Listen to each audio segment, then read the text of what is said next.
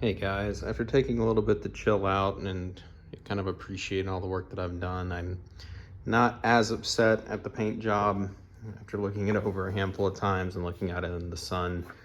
But I pretty much just wanted to make a video to kind of go over a lot of the stuff that I learned, given that this was my first paint job, so that I can maybe help somebody out, but also to make notes for myself into the future. So the first big thing is going to be prep. So painting a car, 98% of it is going to be prep work, whether that's body, body sanding, filler, blocking, whatever else. But also you have to really take your time and prep the environment. And that really comes down to opening up your garage, getting everything out that you can. If you're doing this in the garage, a lot of this is going to be specific to painting in a garage, but opening it up, pushing the car out, getting any of the pieces out that you can, moving everything around, sweeping everything out that you possibly can. One of the big tips that I had that I found that helped me get a lot of stuff out that I wouldn't have otherwise been able to is using a leaf blower to blow off any loose dust that was around the garage and get it off of the lights, get it off of shelves, get it off of like overhead storage and other things that I wouldn't really be able to reach. And I didn't want to just waste a bunch of time with an air gun, so I just hooked up my electric leaf blower and just blew the whole garage out, top to bottom, absolutely as much as I could. Then for anything else that was left, I kind of let that settle down, and I just added some fans to the back of the garage and then just swept everything up I possibly could. So getting the panels to the right temperature is important, and keeping it, this won't really be a huge deal in the summer, but as it was starting to get cold and I was kind of racing to, keep the panels warm overnight so that I'd be able to, start at noon. I have an overhead garage heater, but also just keeping the temperature consistent for, the 12 hours, 24 hours before you paint, so that the entire room has time to soak in the heat and keep your panels at a good temperature before you start painting. I would say help me out quite a bit. Bugs and contaminants are a huge thing. So I actually ended up setting up a big bug zapper and leaving the lights off in here and just leaving it on overnight. And man, I got to tell you, that second time around, that helped quite a bit. My first time, the first paint job I did, I have bugs everywhere, and whether that's all along the roof, I probably had, I don't know, at least probably 2 to 5 bugs per panel, and it was kind of ridiculous. So that's super important to one, set up some type of bug zapper if you live in a buggy area, but also to make sure that no new bugs come in. And I gotta say that the fresh air intake that I have with an air filter, and then leaving the fans on the exhaust side overnight, helped clear a lot of that up in my second coat. I think I probably maybe only had 1 bug versus probably 20 in my first paint job. So between the bug zapper and the fresh air intake and with the filtered incoming air, definitely helped quite a bit. And then the other thing for prep is cover everything you can. There was a handful of things I didn't cover before, like I didn't cover that wall, I didn't cover that work area. And honestly, after looking at it a little bit more, well, I'm not sure how well this is showing up, but there's a lot of, this is probably the dustiest panel that I have, and the only thing I could think of is that this overhead storage, which is fairly dusty, was the only thing right above it when I was painting, and I think that was probably the only other thing I should have covered, and probably some of this other stuff in the background too. So just cover everything you can. 1, it helps prevent overspray, but 2, it helps keep the moving air off of that stuff to prevent dust from coming into your environment. So clean air, again, very important. These box fans actually worked quite well for me, just having like these 3 just blowing as a big exhaust on this side. I probably wanted a 4th one so that I had a little bit more air coming through, but this seemed to have worked pretty well. You want clean, fresh air coming in from the other side, so make sure to use like a house air filter taped up on your inlet side to keep, again, bugs and dust from coming in as all of your dirty air is going out.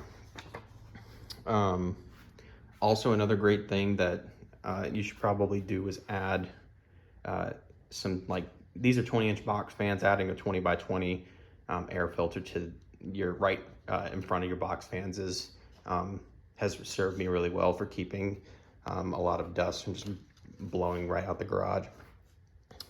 So when it comes more to painting and stuff, and actually setting up the gun, so one of the big mistakes that I made, and I just didn't know any better, I didn't really have a lot of experience, again, painting with the car, or painting cars, but so this is the fluid control on the back of this gun.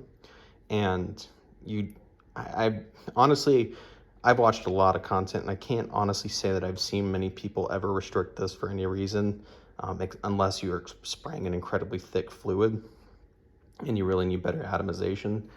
So I made the mistake of reducing the amount of paint I was laying down because I was so concerned about modeling again on my second coat that I used the fluid control to reduce the amount of paint going on the panel. But what this really does is when you reduce the amount of paint going on the panel, it ends up spraying a lot drier, because you have to think of the fluid going in and the air pressure in tandem, because if you don't cut the air pressure significantly when you reduce the fluid, then you might have great atomization, but it's going to be all dry spray, and that's really going to contribute to the type of orange peel that I got. So what I really should have done is I should have focused on spraying faster so that I still get the nice wet droplets onto the panel, but I don't end up with so much air for so little fluid and it going down dry. The other thing is setting your appropriate air pressure and setting the appropriate distance from the panel. Again, given how relatively inexperienced I am, I spent a lot of time probably spraying something like this, and that's probably 6 to 8 inches off the surface.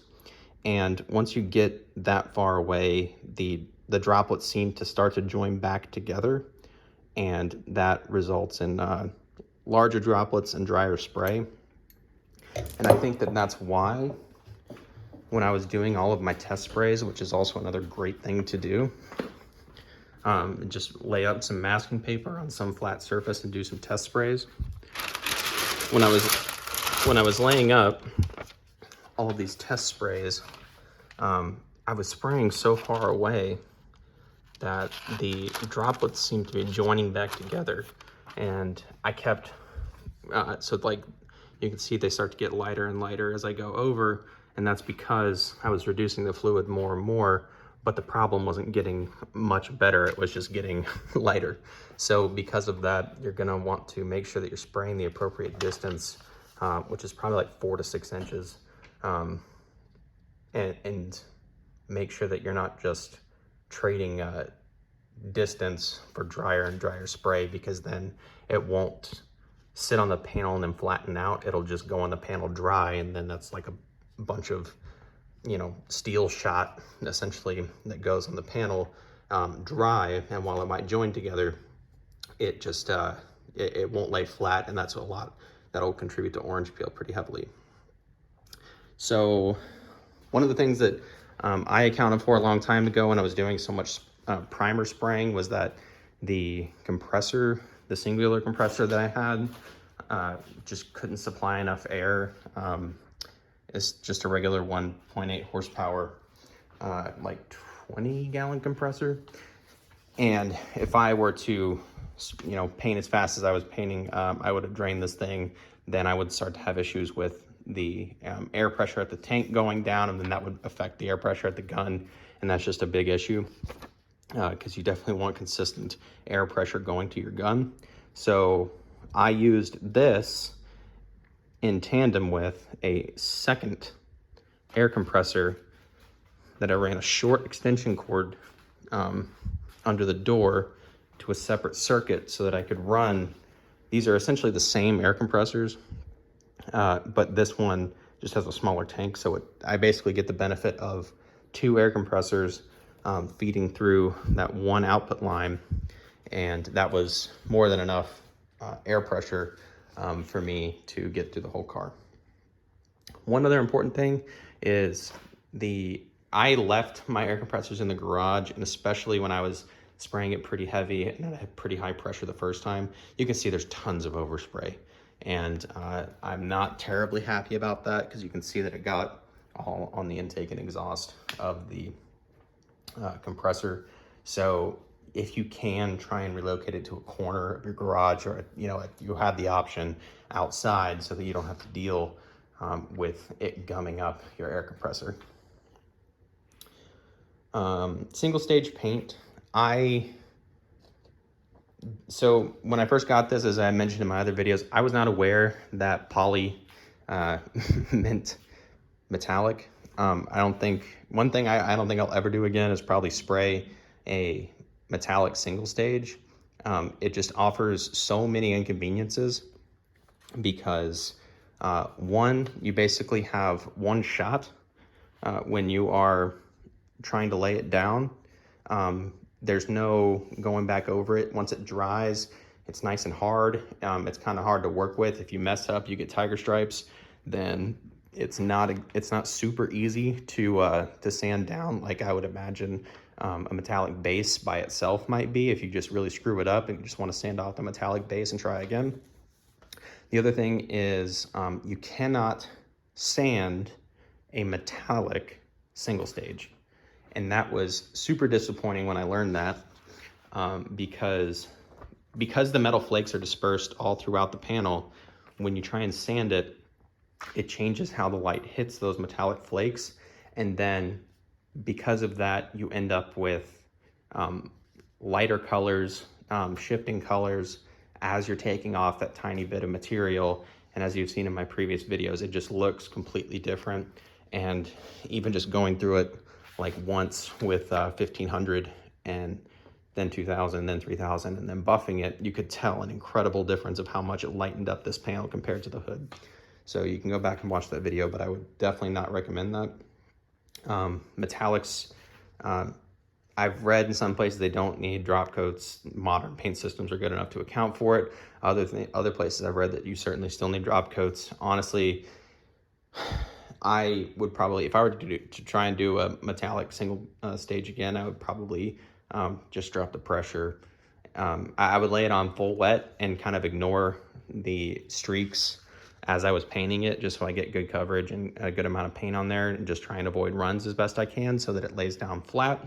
And then I would add a drop coat on top, because I did, as I was doing my second coat, my second respray of this car, I did notice a handful of places where I was starting to get streaks, but it was super easy to hide as long as that's what I focused on, which I imagine is exactly why people encourage drop coats.